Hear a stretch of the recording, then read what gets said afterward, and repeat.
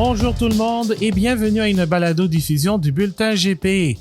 Mon nom est Abdoussal et je vous accueille à ce nouvel épisode.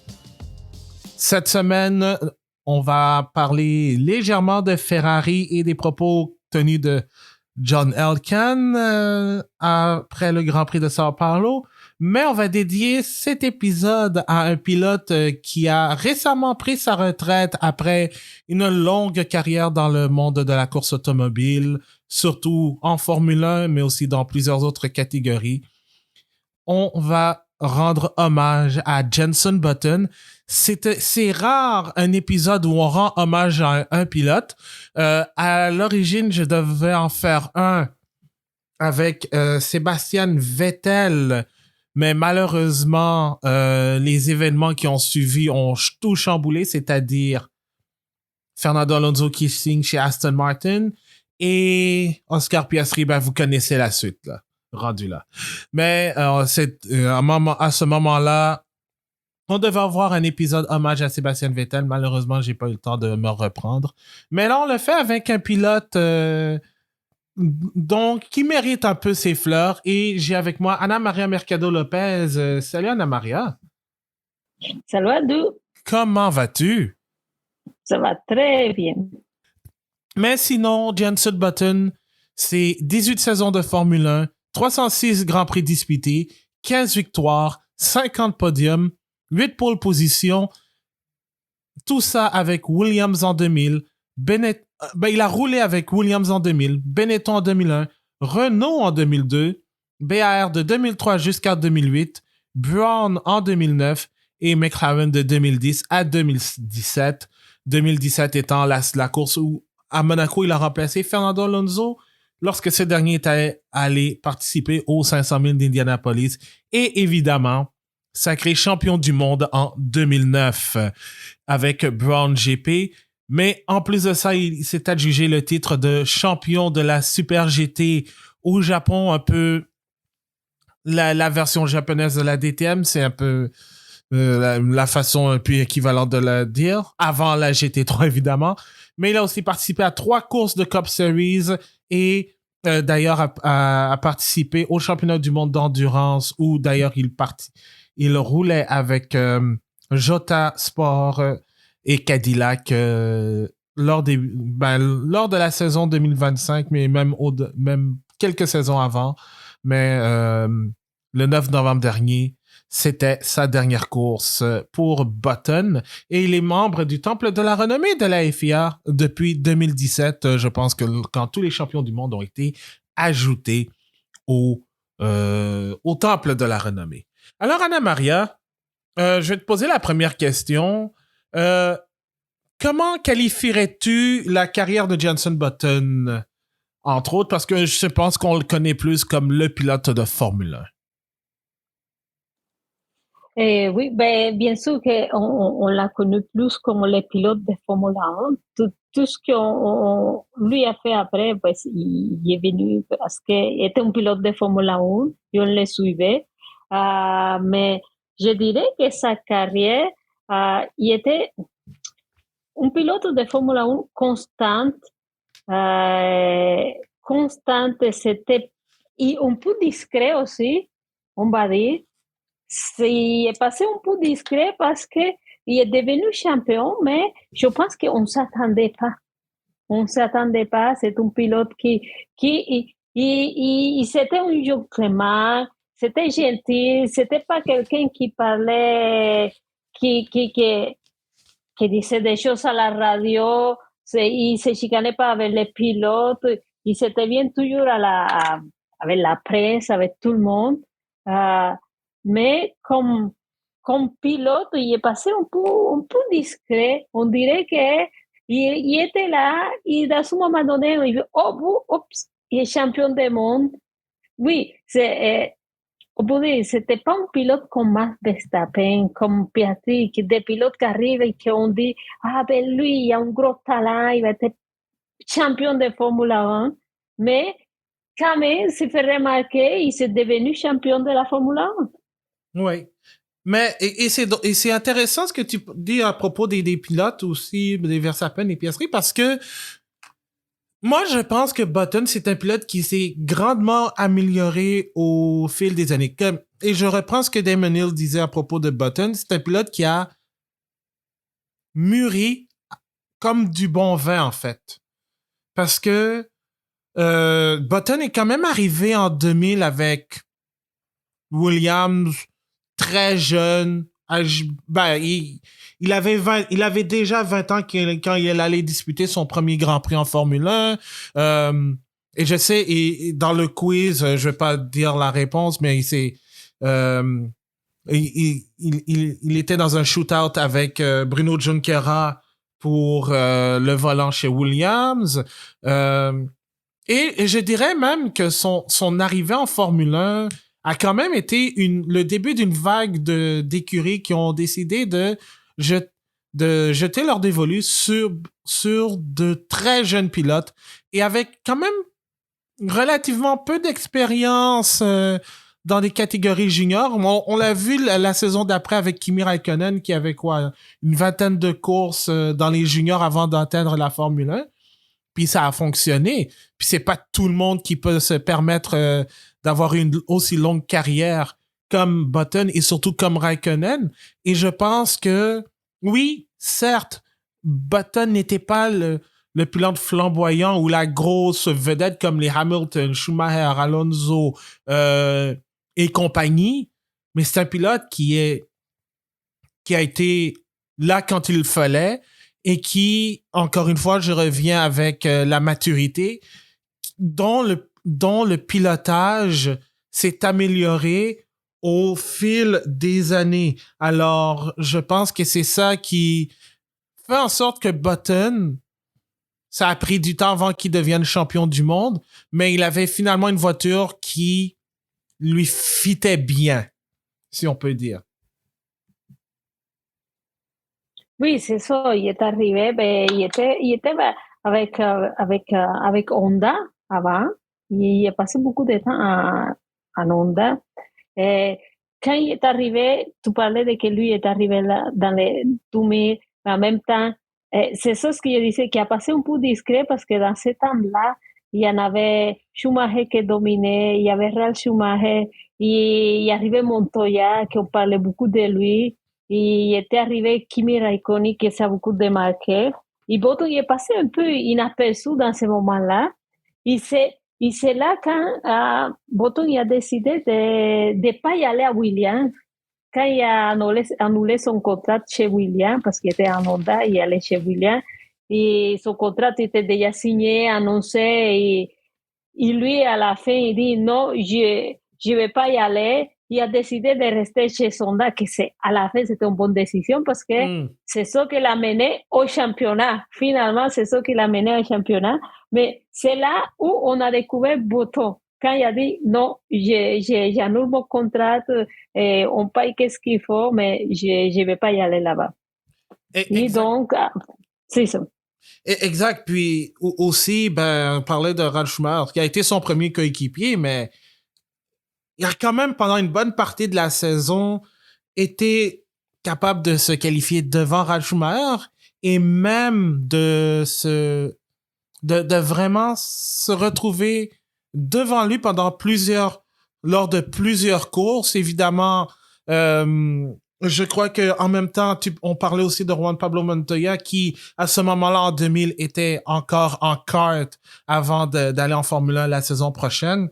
Ben, je pense que le fait que Button ait eu des bons moments euh, au début de sa carrière dans l'écurie, ben, ça lui a permis aussi de se faire un nom. Malheureusement, ça a pas très bien. Ben, ça s'est pas terminé en piste, je te dirais. Parce qu'après, ben, en milieu de saison, Williams a décidé d'annoncer que Montoya allait le remplacer, puis il a été prêté ensuite chez Team Enstone parce qu'il est resté 2 saisons, une avec Benetton, l'autre avec Renault, mais c'est la même usine. Donc, là-dessus, moi, je pense qu'il s'est quand même fait un nom. C'est sûr que moi, quand je regardais la F1 dans les années, ben, en 2000, j'ai pas très porté attention à Button. C'est vraiment quand il était avec Benetton et Renault que j'ai commencé à mieux le connaître. Et je pense que c'était plus... C'était quoi? C'était correct. C'est pas, comme tu dis, c'était loin d'être flamboyant, mais on pensait pas que ça allait exploser à un moment donné, sa carrière. Dans le bon sens du terme. Je veux pas... euh, je vais pas mettre ça hors contexte. On dirait, pour moi, comme tu dis, c'était pas très flamboyante, un peu comme, je le compare un peu à Hülkenberg.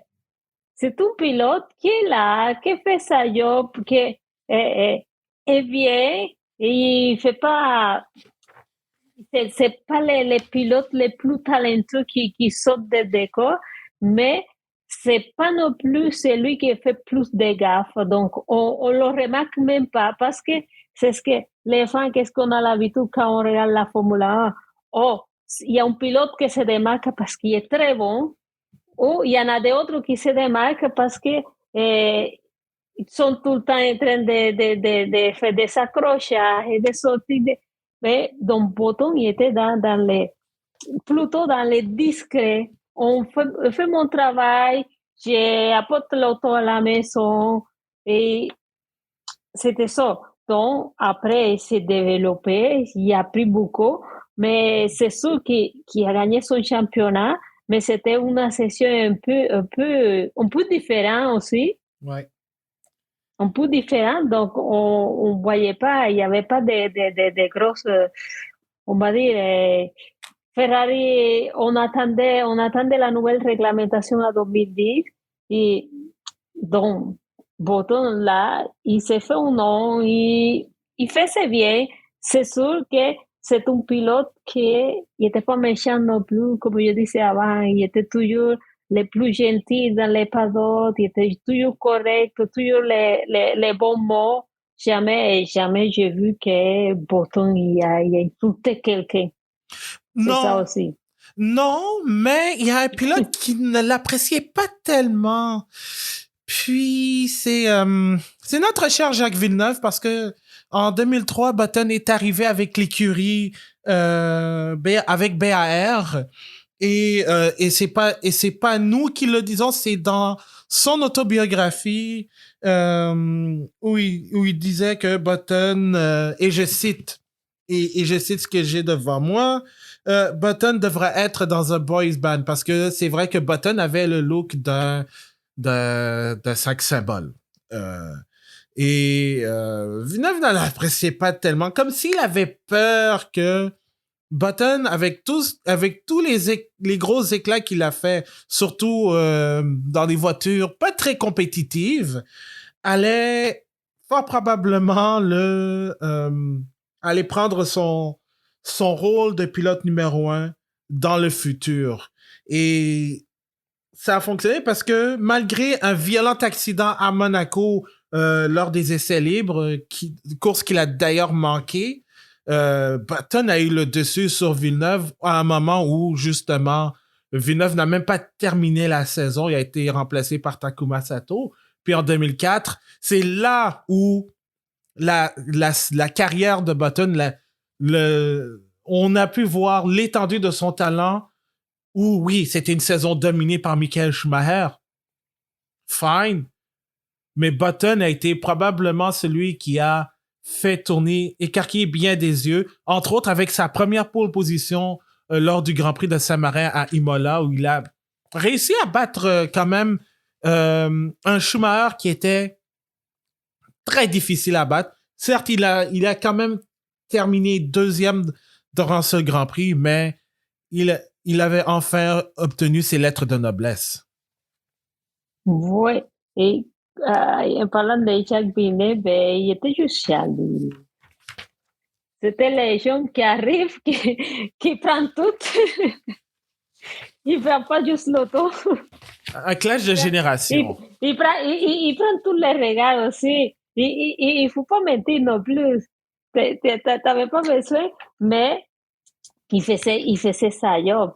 Mais dans ce moment-là, je pense que c'est là que Jackie a commencé à devenir à trop parler des fois parce que pour lui, tous les nouveaux, ils étaient des mauvais, ça, il se Montoya, il se Bouton, tout ce qui était les pilotes nouveaux pilotes, ben, c'est la même chose, ça n'a pas changé non plus jusqu'à maintenant. Mais euh, Bouton, quand même, c'est un pilote qui il y a eu la constance, il est resté. Dès qu'il est arrivé à côté de Takuma Sato, mais oui, c'est Takuma Sato qui faisait toutes les bêtises. Et c'est Botton qui profitait, donc ça paraît, il faisait bien et, et Sato il le faisait apparaître plus mieux encore.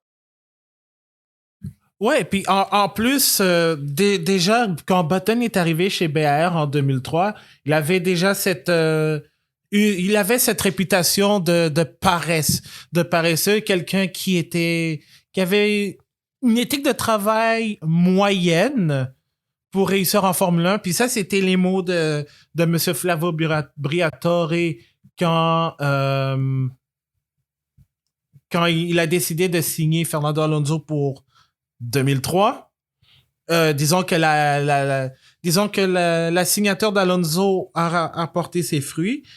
Euh, mais quand même, il arrivait avec Button arrivait chez BAR avec une réputation pas très très bonne. Quelqu'un qui aimait faire la fête, quelqu'un qui était un sex symbole, quelqu'un qui se focusait moins sur l'éthique de travail de pilote. Donc, et surtout, il a appris entre-temps à travailler avec ses ingénieurs et ça.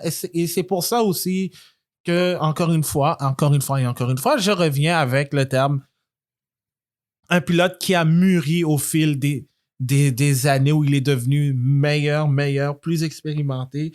Donc, tout ça, c'est parti de cette réputation de pilote légèrement paresseux qu'il a dû effacer. Et ça a fonctionné surtout en 2004, quand il est allé quand il a obtenu sa pole position et même quand même une dizaine de podiums cette année-là.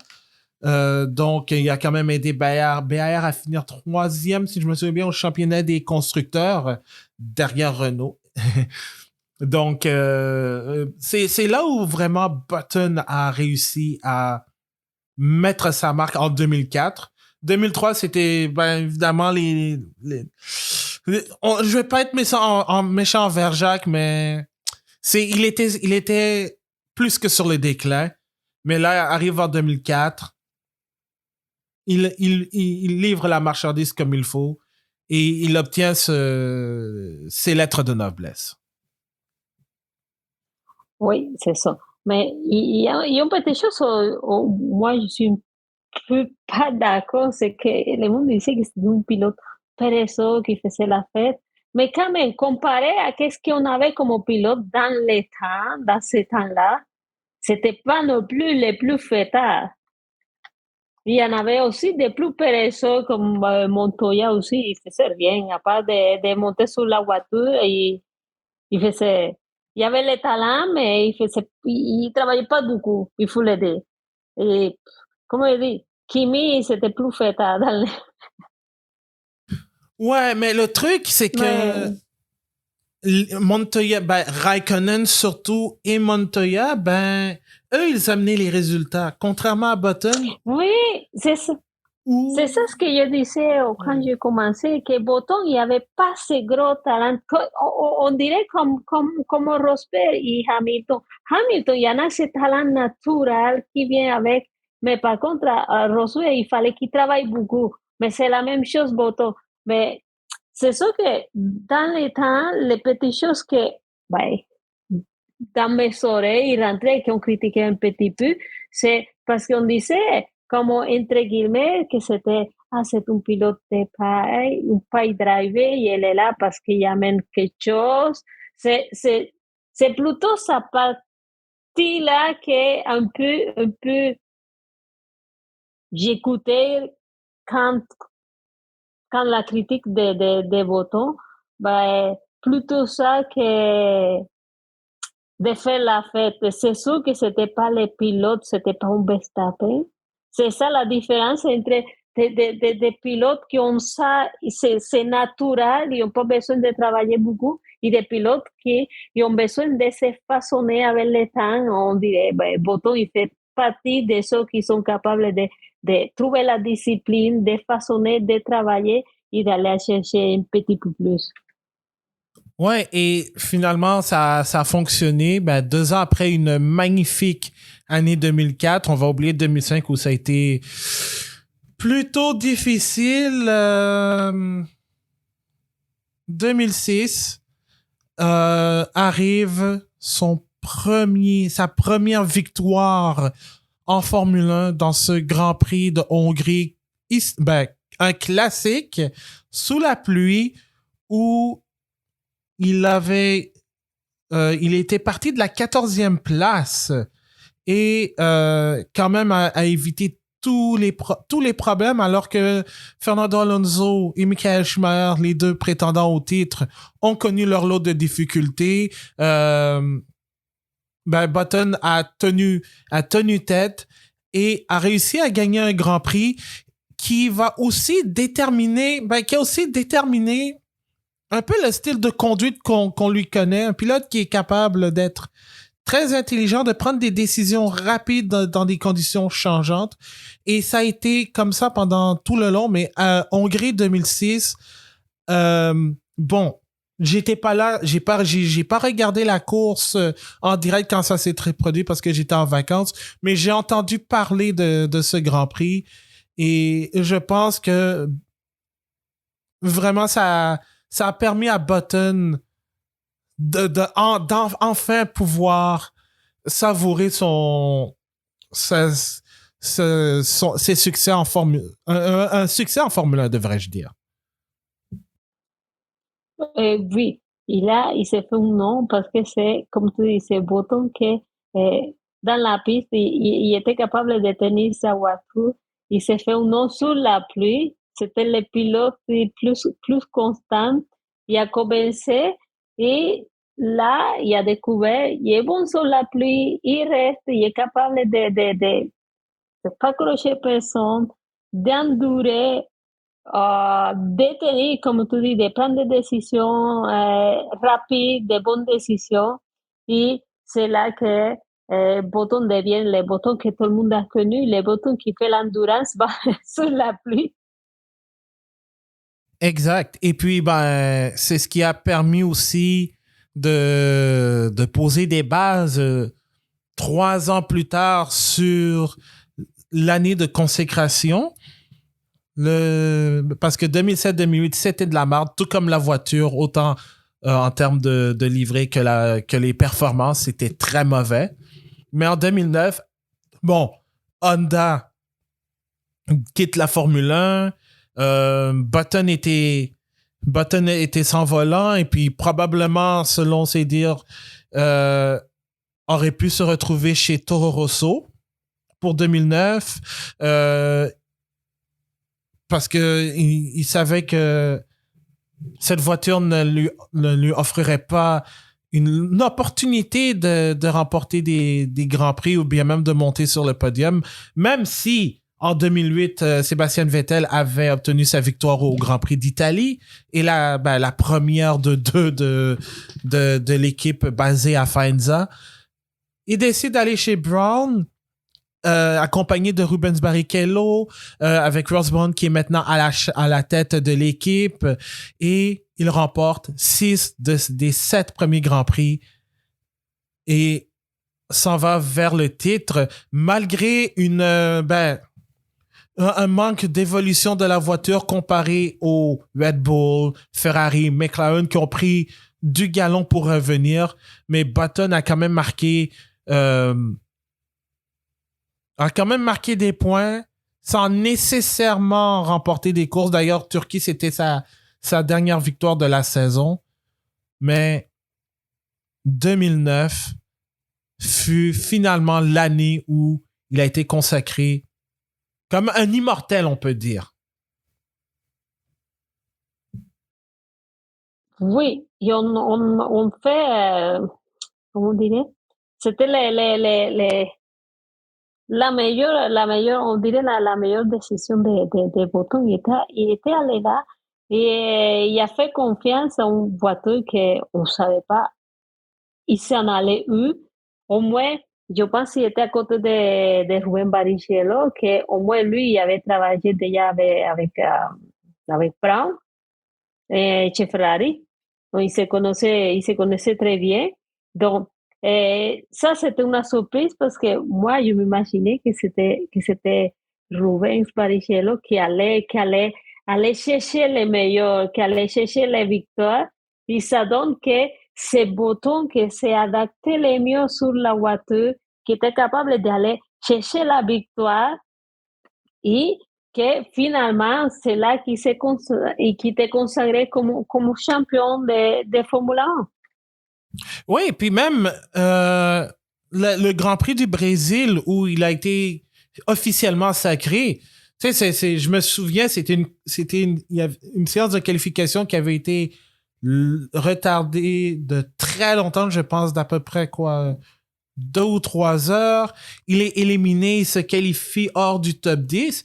Et lors de la course, après un premier tour des premiers tours complètement chaotiques causés par un accident entre Jarno Trulli et Adrian Sutil. Je sais pas si les deux se parlent encore. Kimi Raikkonen qui se retrouve en feu. Donc, le Iceman a fondu un petit peu. Mais Button a été capable de vraiment se retrouver dans les 8 premiers parce que dans le temps, c'était le top 8 qui marquait des points.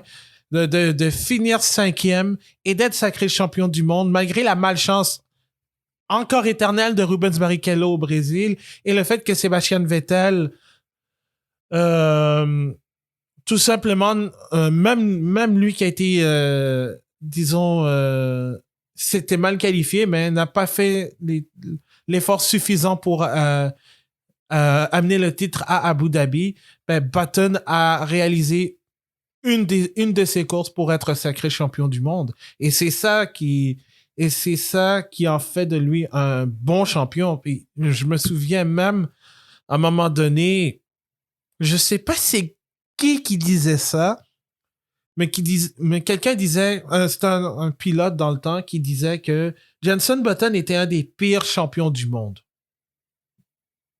Ouais, je me rappelle c'est qui, mais c'est pas une seule personne qui a dit ça. Parce qu'il y en avait qui disaient, ah, c'était depuis champion, parce que il était pas, qu'est-ce qui était critiqué à Button? Que c'était pas les pilotes éclatants que tout le monde disait, oh là, on est ébloui de sa performance. C'est ça. C'est sûr que c'était pas un Fernando Alonso, donc le monde il le voyait, ah là, il va être champion, donc ça va passer. C'est juste parce qu'il fallait que quelqu'un soit champion, mais il a quand même gagné ça. Il s'est battu, il a quand même gagné. Parce que tous, je dis tout le temps, peu importe comment tu es arrivé là-bas, tu mérites, peu importe les pilotes, ils méritent le championnat. Donc, il y a toujours celui, non, c'est parce que l'autre y a abandonné, mais c'est lui qui était en premier pour reprendre la place. Exact. Mais tu vois, même, et puis, je sais pas si c'est effectivement lui que je pense, puis si ce n'est pas le cas, je m'en excuse. Mais celui qui a dit que Button était le pire champion du monde, l'a été pendant 20 à 30 secondes. Just saying. On le salue d'ailleurs. Je me demande comment. On le salue d'ailleurs, je me demande comment ça se passe avec le procès. Bref. Encore. Mais bref. Parce que si 2009 est une année qui a été déterminante, plus que déterminante, moi je trouve que les meilleures années de Button, c'est avec McLaren. Parce que moi j'ai l'impression que là, il se retrouve, bon, sans manquer de respect à Williams, qui était encore là dans le temps, mais la Williams de 2000 était correcte, sans plus. Ralf Schumacher avait commencé vraiment à monter en puissance. Button était inexpérimenté, mais la Williams n'était pas celle qui allait se battre pour des victoires. Mais là arrive McLaren avec un Lewis Hamilton qui était déjà champion du monde quand Button est arrivé. Là, McLaren a les deux champions en titre, hein, les deux plus récents champions du monde à ce moment-là en 2010. Moi, à un moment donné, je pensais que Button, en toute honnêteté, allait en arracher face à Lewis. Non!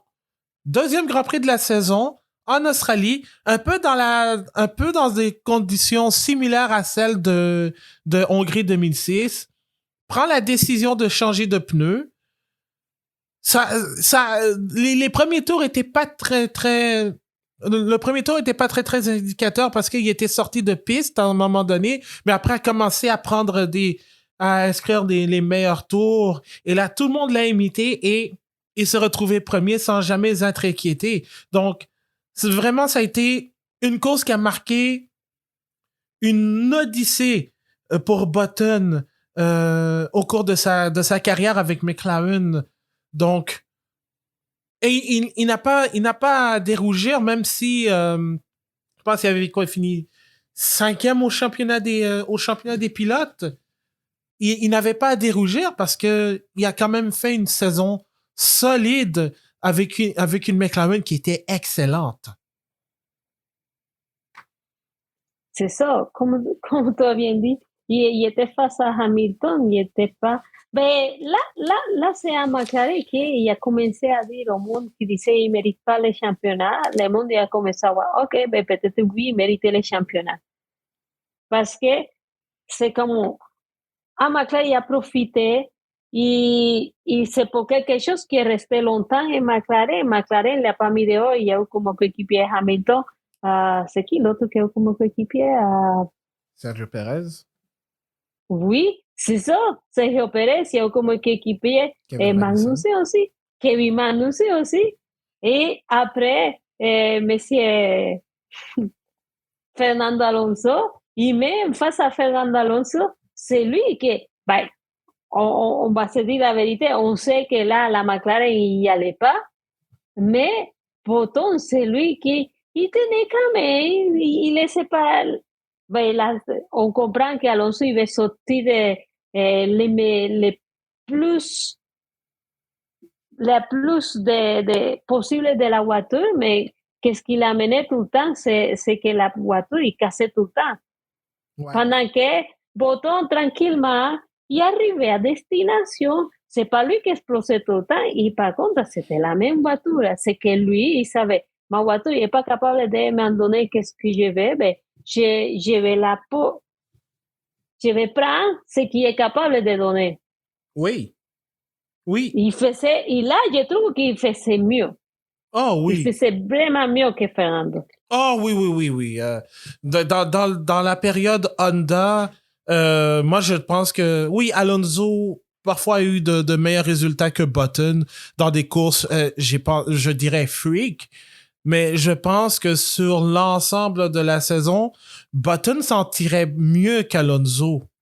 Moi, et c'est pour ça aussi que je dis que ce sont les meilleures années de la carrière de Button, parce que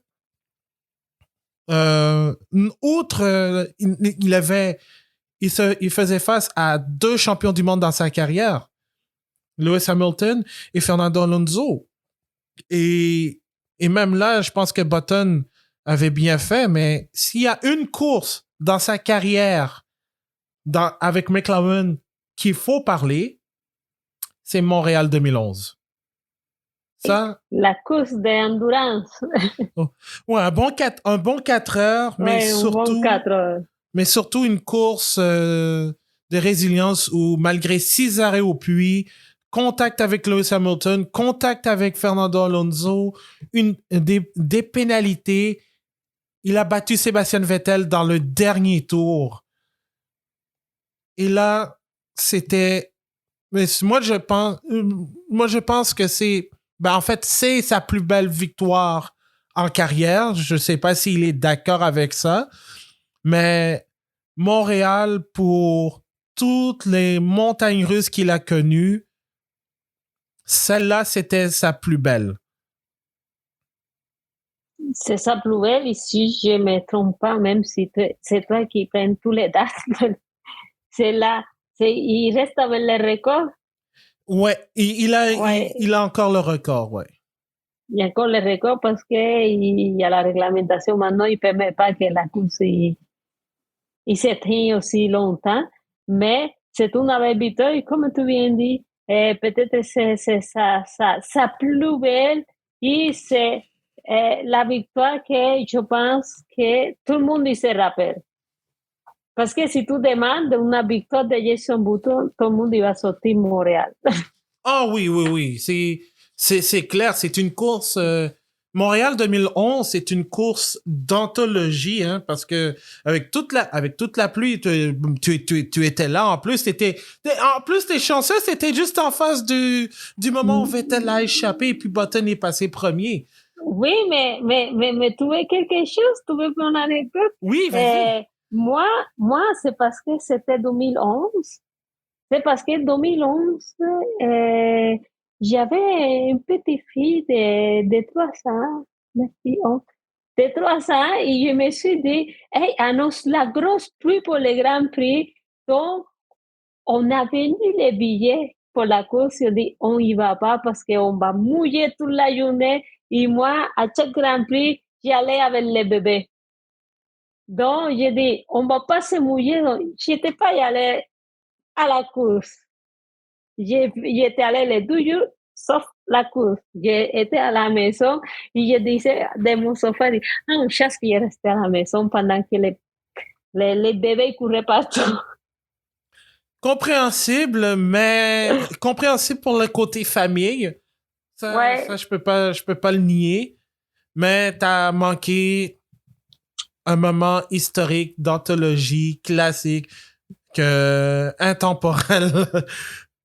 Et surtout parce que t'es quand même assise à chaque année au Grand ouais, Prix du Canada, au virage 6 et 7, ouais, juste toujours. devant le pavillon du Canada. Donc, c'était l'endroit même où Button s'est adjugé de la victoire avec le truc avec l'erreur de Vettel. Euh, mais sinon, moi, je pense que s'il y a une... Puis c'est pas quelqu'un qui gagne... C'était pas quelqu'un qui gagnait des courses de début jusqu'à la fin quand il partait en pôle. Parce que, oui, avec Brown, je pense, au Grand Prix d'Australie, il avait gagné du début jusqu'à la fin. Mais je pense aussi au Grand Prix de Belgique en 2012 avec McLaren. Alors, bon, on connaît ce qui s'est passé au départ. Mais Button était intouchable cette journée. En fait, tout le week-end, il était intouchable. Et ça, c'est peut-être quelque chose qui fait en sorte que peut-être qu'on considère pas Button comme un des plus grands, parce que c'était pas un pilote qui, quand il était devant, il dominait, il était dans son élément. Je te dirais que il y a eu des moments, surtout Belgique 2012, je pense que c'était pour moi le plus beau week-end que j'ai vu de Jenson Button. Il était intouchable à ce moment-là, pendant que Lewis Hamilton, malheureusement, avait toutes sortes d'ennuis, son Twittergate où il se plaît, ah, damn, what the fuck, qu'est-ce que Jenson fait? Publie de vieilles données télémétriques publiquement. Button, il était genre, OK, ma saison est peut-être off, mais au moins je suis capable de gagner. Je suis quand même capable de gagner. Il avait même gagné le premier Grand Prix en Australie. Alors, c'est quelqu'un qui a pas souvent dominé des courses, mais Belgique 2012, probablement, pour moi, sur l'ensemble du week-end, son meilleur Grand Prix en carrière. Oui, et pas souvent dominé des courses, mais quand il y avait la voiture, quand il y avait l'opportunité, quand toutes les conditions étaient là, il profitait et ça, il donnait de bels résultats. pour moi, c'est de la course que je me rappelle le plus, c'est Montréal, c'est clair. Même si je l'ai vu à la télé, hein. Mais, mais c'est ça. Mais lui, quand il y avait la chance, il y avait l'opportunité, il y avait la voiture, il profitait. Et je pense qu'il y avait un côté tellement comme relax qui faisait que, comme tu l'as dit, pendant que Hamilton il était hors de lui, Button il était juste là, dans sa voiture, il faisait sa course, rien ne le dérangeait. Ouais, exactement. Donc, c'est pour ça que quand même, t'sais, moi je pense que quand on parle de Button, c'est pas quelqu'un dont on va se souvenir statistiquement, à part peut-être le plus long Grand Prix de l'histoire. Mais c'est quelqu'un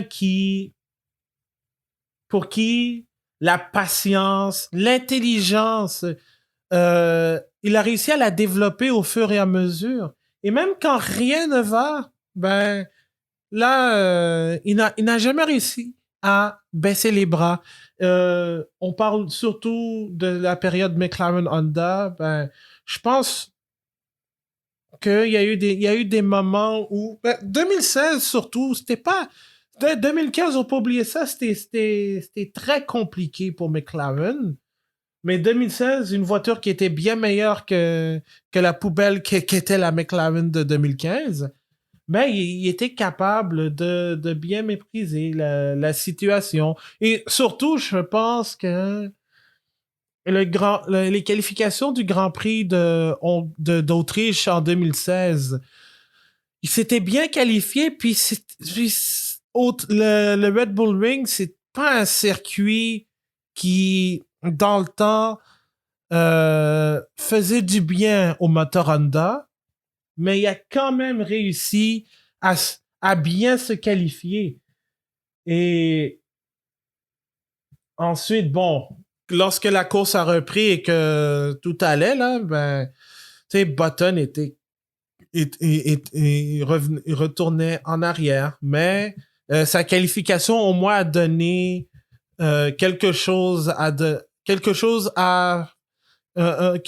quoi se faire sourire McLaren et surtout Honda.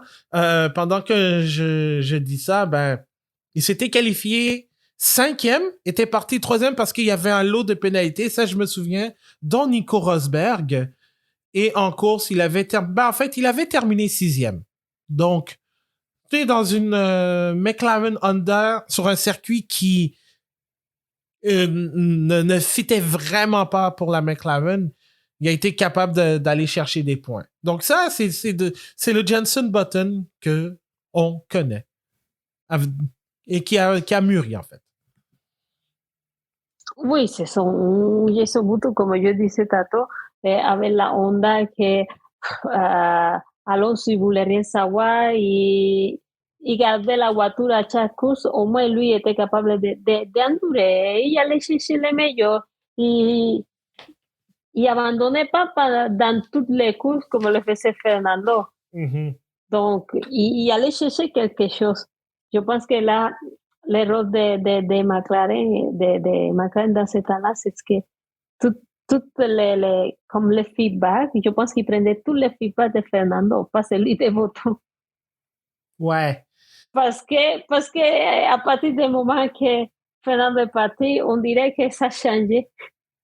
Tout a commencé à aller mieux.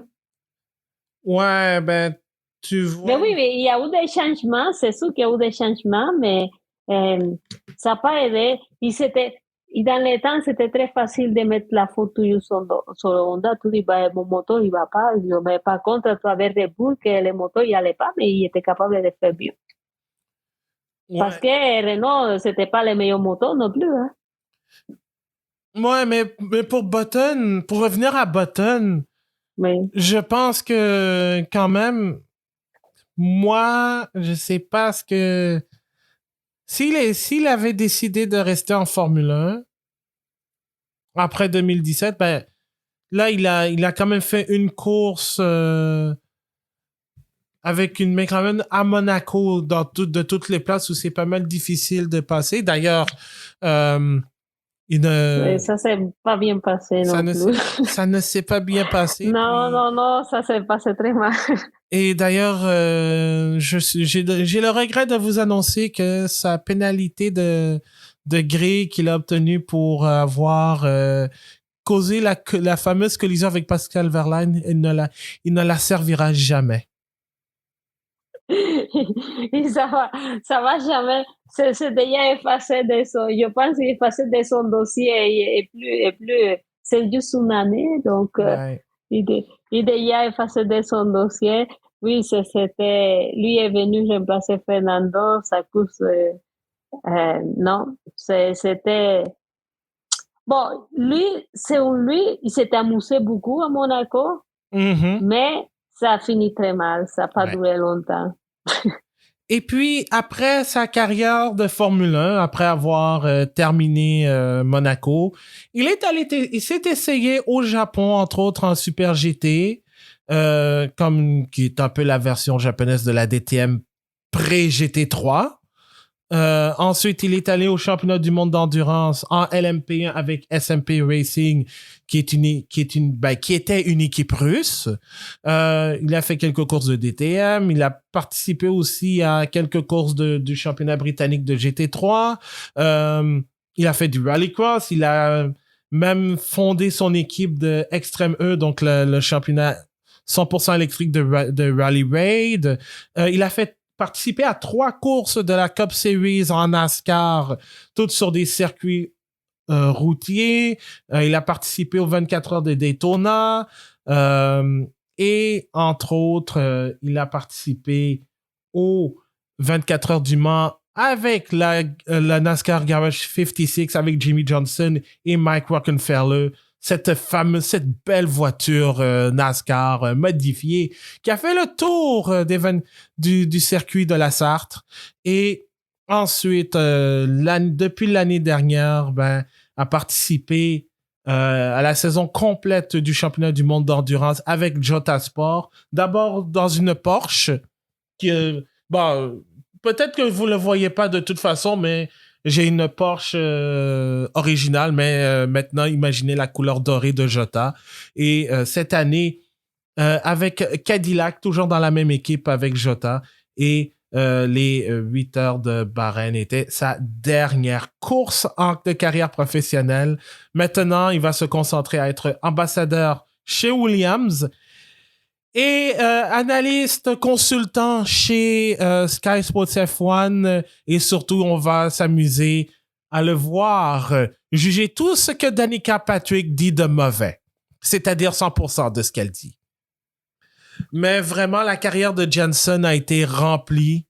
Donc non, c'est ça, je pense que certes on ne se souviendra pas de Jenson comme étant un pilote extrêmement sensationnel dans la même veine que les Schumacher, Senna, Hamilton, Verstappen, Prost et compagnie. Mais c'est un pilote qui a marqué l'histoire de la Formule 1 à sa manière. Oui, c'est ça. C'est un pilote qui a marqué l'histoire à sa manière. C'est un pilote qui il était bien, à peu près bien avec tout le monde dans les paddocks, avec les autres pilotes. Et j'espère que dans sa carrière qui commence de consultante, il va pas devenir comme d'habitude, des fois, les pilotes, quand ils deviennent les moments d'analyser les courses, c'est là qu'on commence à moins les aimer. Il y a quelque chose que j'ai oublié, par contre, et puis je pense que ça aussi, ça fait partie de l'univers de Button. La présence de son père, John, dans le paddock. Oui. Malheureusement, il nous a quittés début 2014, mais John, qui était un pilote de rallycross et bien établi en Angleterre, a vraiment été celui qui a aidé Jenson dans sa carrière de pilote. Puis on le voyait souvent dans le paddock et surtout parfois avec sa fameuse chemise rose, pardon. Mais le père de Jenson a eu une influence importante dans la carrière de son dans la carrière de Jenson. Mais c'est ça, c'était son premier supporter.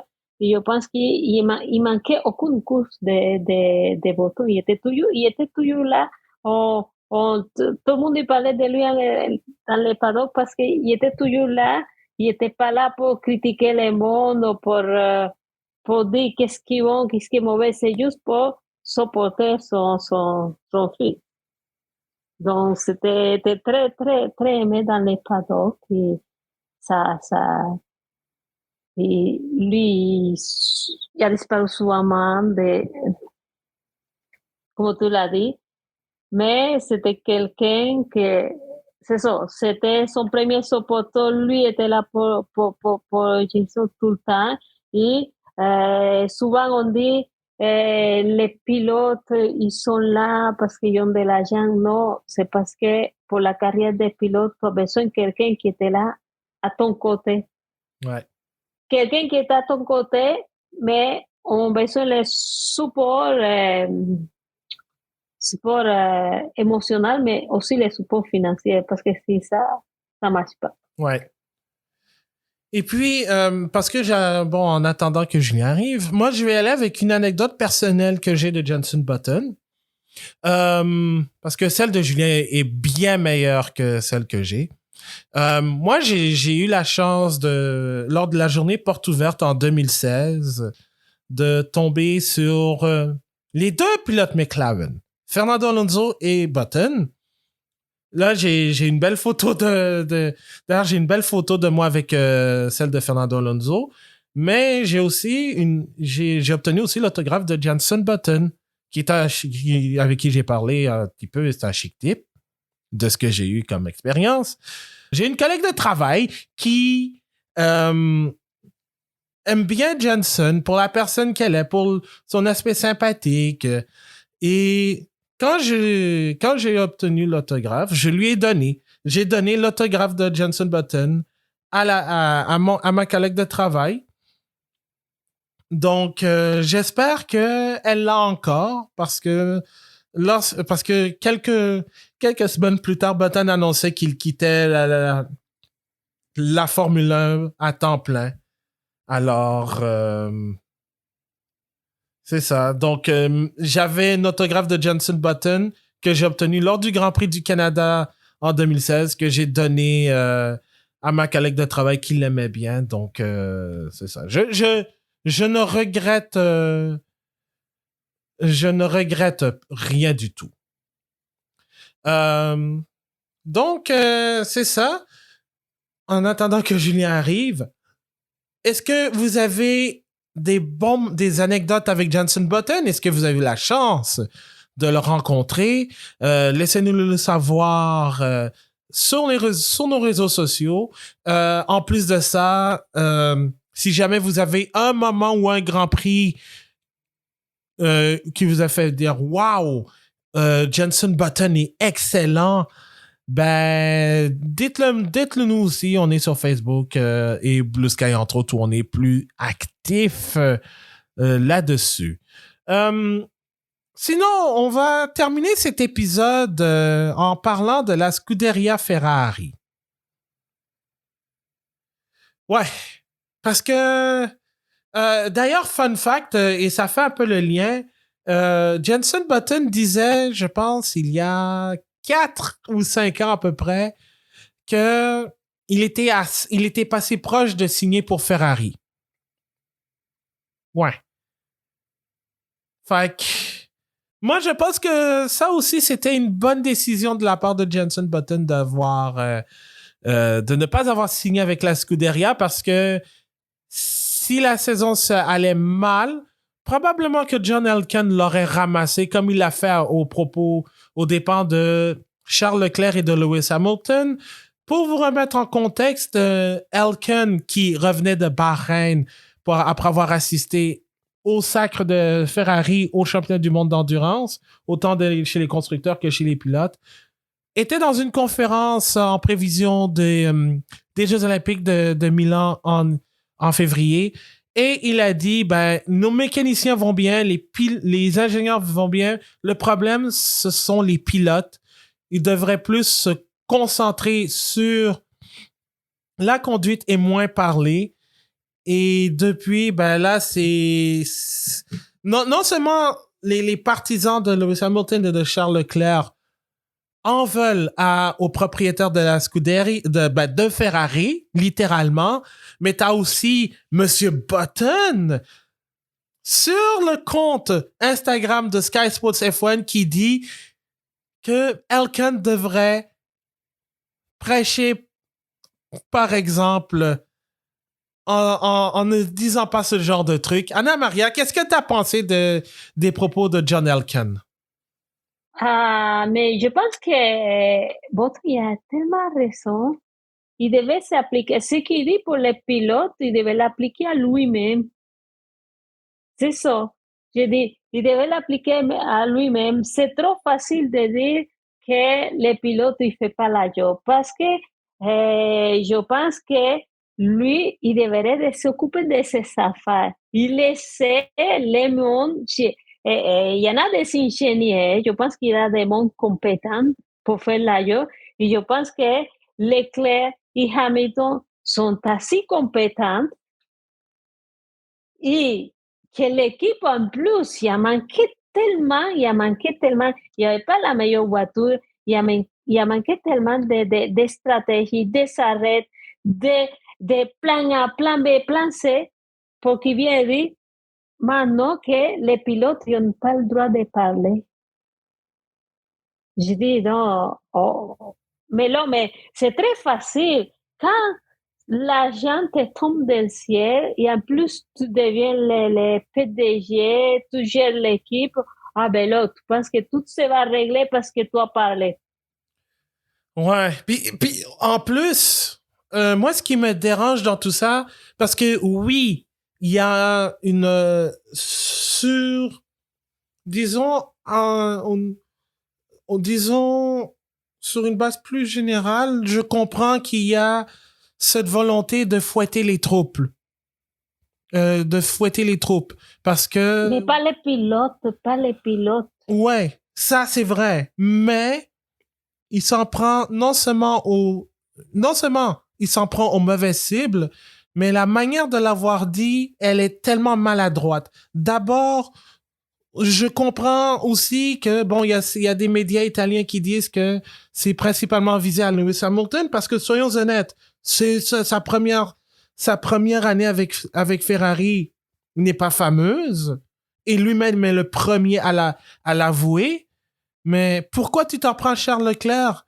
Celui qui a 7 podiums, une pole position cette saison, celui qui depuis son arrivée avec la Scuderia fait tout pour gagner un Grand Prix. Et même l'année dernière, on l'a vu carrément le cœur brisé parce que Ferrari est passé proche de gagner le championnat des constructeurs et de donner un premier titre à la Scuderia depuis 2008. Et là, tu es en train de me dire que le gars devrait juste se concentrer sur sa conduite. Genre, à quoi il pensait en disant ça? Est-ce que c'était pour, est-ce que c'était pour, genre, tendre une ligne? Parce que si c'est le cas, c'est pas comme ça que ça fonctionne. Sinon, il va falloir qu'il soit présent à Las Vegas pour s'expliquer un peu plus. Parce que moi, je trouve ça inconcevable de blâmer Charles Leclerc. Surtout après un abandon dont il n'est pas responsable. Et je comprends que Lewis Hamilton, ça va pas bien, mais le gars, il est pas venu chez Ferrari pour l'argent ou bien pour les vacances. Le gars, il veut gagner un championnat. C'est un rêve pour lui de conduire pour Ferrari. C'est un rêve comme pour tout le monde. Mais il y a quelque chose qui ne fonctionne pas, puis je ne pense même pas que ce sont les pilotes. Non, il y a quelque chose qui fonctionne pas, et ça fait longtemps qu'il fonctionne pas, et c'est pas les pilotes, c'est surtout ceux qui sont à la tête de Ferrari, qui normalement, ça marche pas. Et tu dis, pourquoi il s'en prend les clés? C'est évident. parce que lui, il veut s'en prendre à Hamilton, mais quand il s'en prend à Hamilton, qu'est-ce qu'on va dire? Mais c'était son choix. C'est lui qui a choisi Hamilton. C'est lui qui l'a imposé. C'est lui qui a décidé que Sainz, il ne reprend pas le contrat et c'est lui qui, sans demander aucune opinion de l'équipe, il a décidé, on signe à Hamilton. Une année à l'avance. Une année à l'avance. Même pas parce qu'il s'en mêlait, non. Il a signé une année plus qu'une année à l'avance. Ouais. Donc, si lui, il veut cracher maintenant sur Hamilton, il va cracher sur lui-même parce que c'est son choix. Et en plus, comme tu l'as dit, Leclerc, il fait sa job. Oui, Hamilton, il y a une mauvaise session, mais ça peut l'arriver à n'importe quel pilote dans une première session dans son équipe. Et on parle de Ferrari.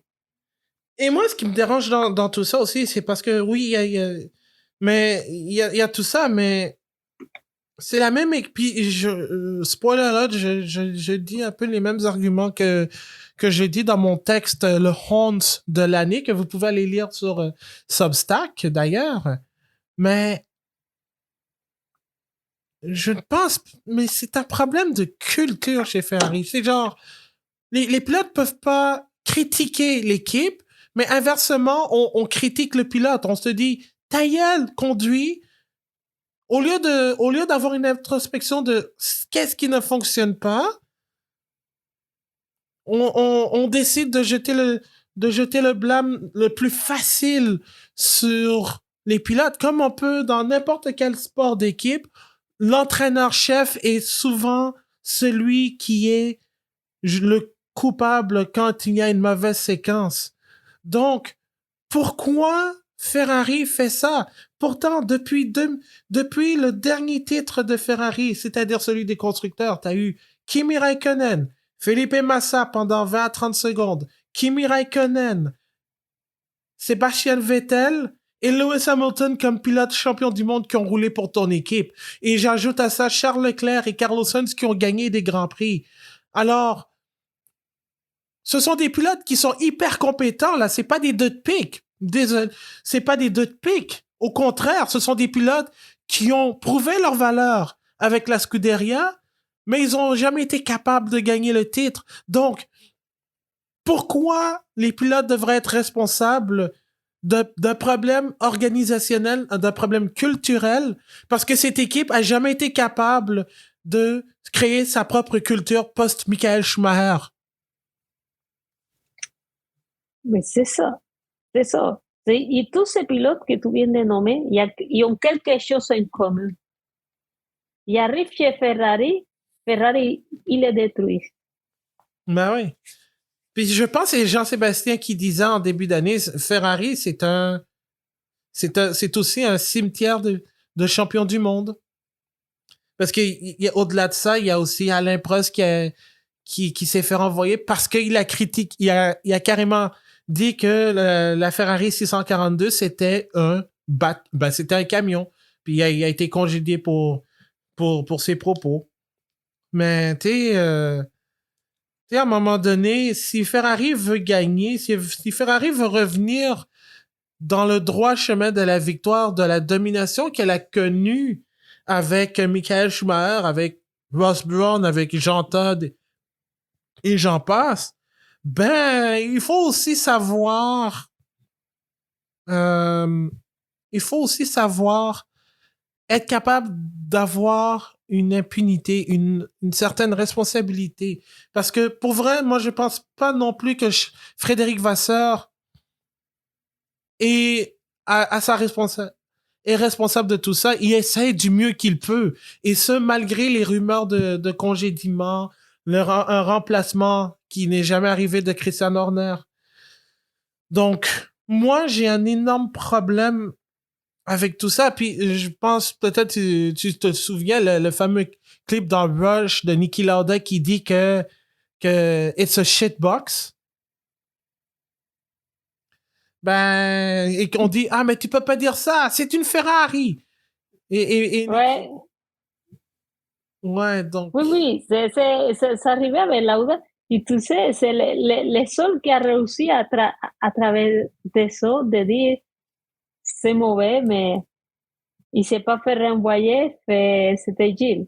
Ouais, parce que... Dans les débuts, c'est le seul qui était comme OK, mais c'était Gilles aussi qui était un peu mécanisé, qui était allé capable de lui, il disait lui-même qu'est-ce qui devait régler, qu'est-ce qu'il devait faire pour que la voiture se rende mieux. C'est ça aussi. Exact. Donc, moi, je pense que c'est ça, c'est un problème de culture organisationnelle chez Ferrari qui fait en sorte que ça va mal, on se moque d'eux. Leurs communications radio sont des mimes parlant à presque chaque fin de semaine et même Charles Leclerc commence à cette année. Donc, là, le plus sérieusement possible, il faut que 2026 soit une bonne saison pour la Scuderia, sinon il y a des têtes qui vont rouler puis John Elkann ne la trouvera pas drôle du tout. Mais en gros, je ne pense... En gros, les commentaires de Elkann après le Grand Prix de Sao Paulo, personnellement, ne font rien du tout pour améliorer la situation chez Ferrari.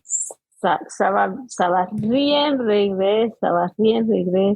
Et ça donne juste le matériel pour continuer à faire des mimos, parce que c'est ça qui arrive.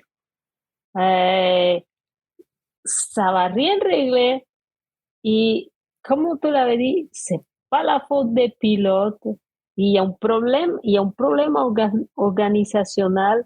Je pense qu'il y a un problème de gestion dans l'équipe, parce que oui, c'était bien, l'annonce Hamilton, ça va Ferrari, oui, c'est beau. Pendant une année, il savait qu'il allait chez Ferrari. Pendant une année, Sainz, il savait qu'il ne restait pas. Et ça allait très bien. Ouais. Tu viens dit, était un petit peu d'être presque champion de Formule 1. Ça, avec Sainz et Leclerc, ça allait très bien. Mais même Elkann lui-même, il a décidé à l'avance qu'il changeait de pilote. Parce que je pense qu'il n'y avait pas besoin de faire ça. Exact. Mais Hamilton, oui, est très bon, c'est bien, c'est une belle opportunité pour Hamilton. J'ai rien contre ça, mais c'est juste que j'ai pas une vision sur qu'est-ce qui peut marcher. Il dit, on va chercher le meilleur pilote. Hamilton est là, on va aller le chercher, et après qu'il est là, on va le détruire. Mais c'est ça. Ben, tu sais, à un moment donné aussi, il va falloir que Ferrari ait de l'amour propre et qu'elle se dise qu'il va falloir il y a des choses des choses. Et moi, je pense que la première des choses, c'est que Elkann se la ferme. Ouais. Pour éviter des propos comme ça. J'ai rien contre un peu de clarté, de franchise, mais il faut aussi savoir passer à l'action, parce que déjà tu peux parler pour dire je trouve ça inconcevable, mais premièrement, si t'es pas capable de payer tes taxes, just say. D'abord, règle tes taxes avant de régler la situation chez Ferrari. Bref, on va mettre ça de côté. C'est ce qui va compléter cet épisode du Bulletin GP. Donc, je le rappelle, si jamais vous avez un moment, une anecdote personnelle ou un moment clé ou marquant dans la carrière de Jenson Button, vous pouvez nous le partager sur Facebook et Blue Sky @le Bulletin GP. On est aussi disponible sur vos plateformes de podcasts préférées, Spotify, Apple Podcasts, YouTube, partout le Bulletin GP est disponible. Il y a aussi un groupe Facebook, La Monoplace, que vous pouvez rejoindre en tout temps. Notre prochain épisode, il n'y a pas d'après-course, c'est un F1 After Dark avec Pierre Mayotte et Jean-Sébastien Barbeau, où vous allez entendre les meilleurs moments du Grand Prix de Las Vegas qu'on décide de discuter en live. Donc, ce sera disponible dimanche sur vos plateformes de podcast préférées. Ana-Maria Mercado-Lopez, merci beaucoup d'avoir été là. Merci à toi, Abdou. Donc, mon nom est Abdou Sall. On continue toujours de rouler avec le Bulletin GP et on se retrouve pour un prochain épisode du Bulletin GP. Allez, portez-vous bien, faites attention à vous et à la prochaine!